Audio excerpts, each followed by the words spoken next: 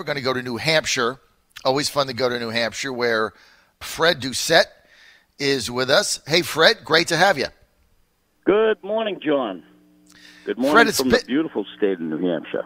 I know, it's been a while. Now, tell me, you were one of the first people like me in America to back President Trump. What do you think of his administration now? Simply put, he's a man of his word. He's kept his word. I came on board in May of 15. Corey Lewandowski and I spoke numerous times, and I ended up chairing with another representative, Steve Stepanek, the state of New Hampshire, the first in the nation primary for the then candidate. And, there's no surprises here to this guy. He's keeping his word. He's made promises. What he spoke of, he's doing. Now we need to send people to Congress and to the Senate that support him and can push this agenda completely through, that can make these tax cuts permanent, and on and on and on. Okay, I tell you what, Fred, if you look at the results that the president has had and the promises that he's made, it's kind of stunning. You can't even – I could go 4 hours today on my entire show without getting through all of it. And Fred Doucette, House of Representatives member, Republican from New Hampshire. He represents the city of Salem. And now you are the executive director of the Federal Farm Service Agency for the state of Massachusetts. And do you like working for the federal government? Are you enjoying that? Well, John, to tell you the short story in Reader's Digest version, that position, that presidential appointment did not happen. So what I'm doing now is back into my state house seat. I'm up for re-election. I can do a little better for the citizens of Salem and New Hampshire in general, and help out with some of these congressional seats. As you're well aware, our whole delegation here in New Hampshire are liberals, and they are, hell-bent and determined to impeach this president. And that rhetoric that keeps getting regurged, we need to fire up our base. We need the people that were as fired up for President Trump, then candidate Trump, to re-engage.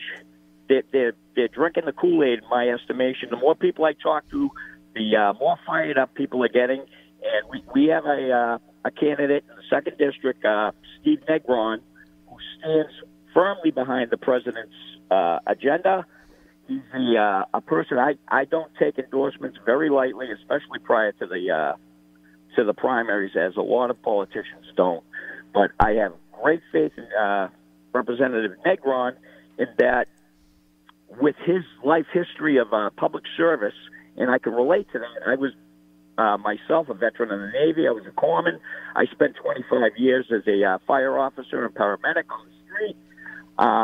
Steve spent a life, his family spent a life of, service to our country. He's the son of Mexican and Puerto Rican immigrants. In total, he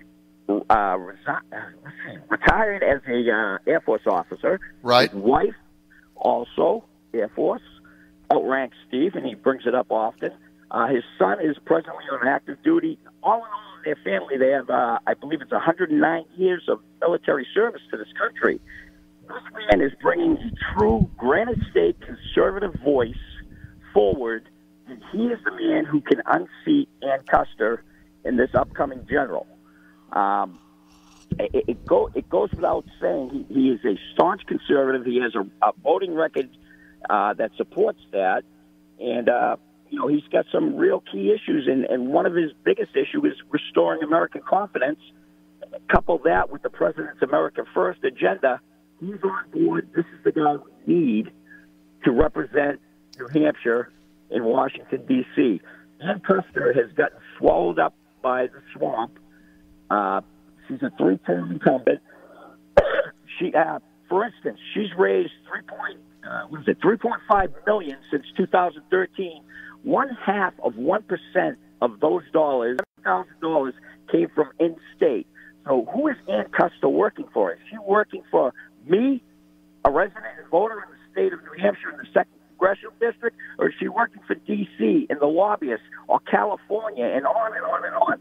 We need somebody that's got our voice, that's got our Granite State values in order, and who's going to bring the president's agenda to the forefront, fight tooth and nail to get that tax cut made permanent, and on and on and on. He understands the immigration problem intimately, and he speaks to it. And I know you're going to speak to him a little later, but this is the guy we need in New Hampshire, hands down. All right, well, look, are you getting any money from either Paul Ryan's PAC or the Republican Congressional Committee? I do not believe any of them are donating.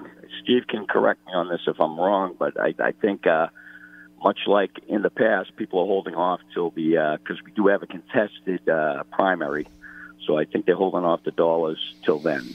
All right, so it's when all is your small donations to the campaign? When is your primary? We appreciate. When is your primary? Primary is September 11th. All right, so you got about 12 days. Roger that. So you got yes. two more weeks. 2 more weeks. How do you guys look in that?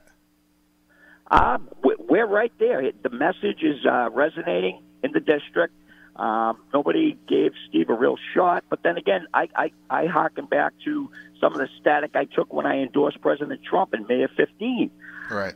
I caught a lot of static, spoke to the Speaker of the House and the President of the Senate, who I lean on for advice from time to time. And I believed in this man.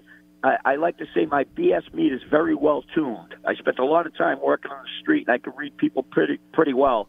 And then candidate Trump was not pulling the wool over this guy's eyes. Same thing with Representative Negron. He's going to do what he says he's going to do. You can be assured of that.